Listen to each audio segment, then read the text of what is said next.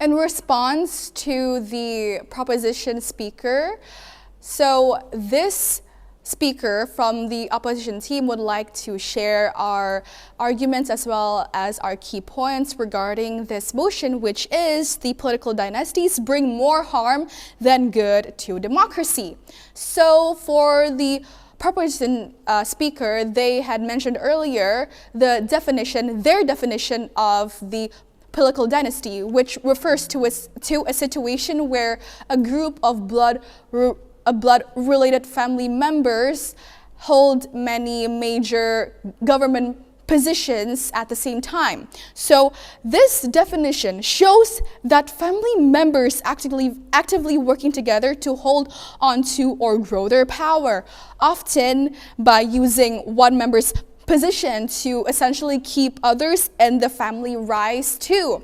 So the first argument point that I would like to point out is I think it's pretty risky to build such a big argument based almost entirely on one specific country, which was the Philippines. We get that this is a global issue, and this is why we are concerned that the proposition speaker hasn't really shown full, clear evidence on the global issue. Instead, they just pinpointed out on one specific country, which was the Philippines and also Bangladesh.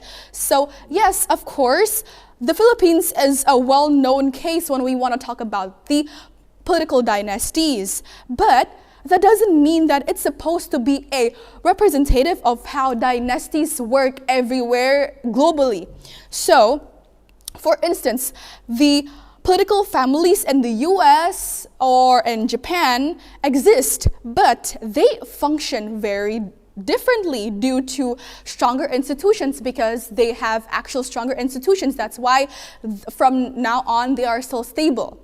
So, and they have more transparent democratic systems, and this speaker would just like to pinpoint out that if the proposition side wants to claim dynasties are global issues, you need global evidence, not only pinpoint to one specific country, which was the Philippines.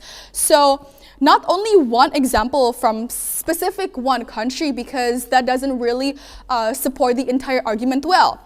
So for the second point that the speaker would like to make is, we feel like the speaker's definition of quote-unquote fair competition feels a bit out of touch with how actually the political world actually works. So saying that the elections should only be based on merit and also the academic qualifications ignores the reality that voters care about much more than just someone's resume. So people look for leaders that they can trust, essentially, who understand their people's struggles on their nations, and who have a track record of service, whether or not they went to a top university. So by limiting quote-unquote fairness to the academic or technical ability, the speaker kind of pushes an elitist view that not everyone can basically relate to. So in a democracy world, leadership should be open to all and not just book-smart individuals, because that is not inclusive enough.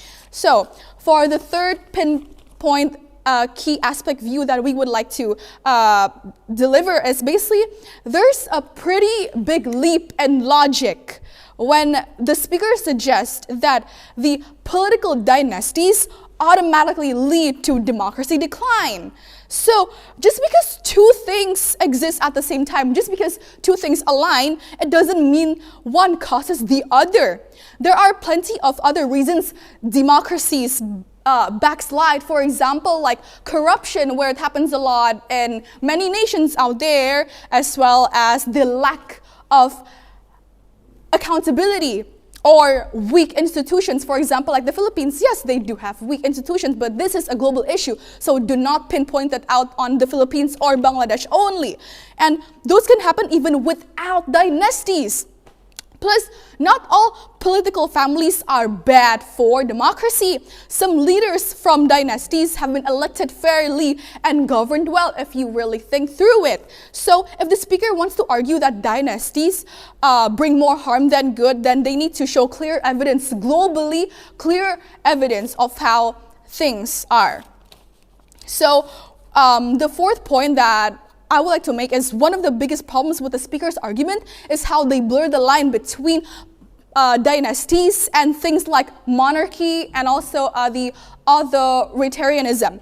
And throwing around words like abuse of power or even monarchy without properly explaining what makes dynasties different just creates confusion to the people's nation. So not every political family is corrupted or even not super democratic. So, and using that kind of language feels more like emotional manipulation than the actual logical point.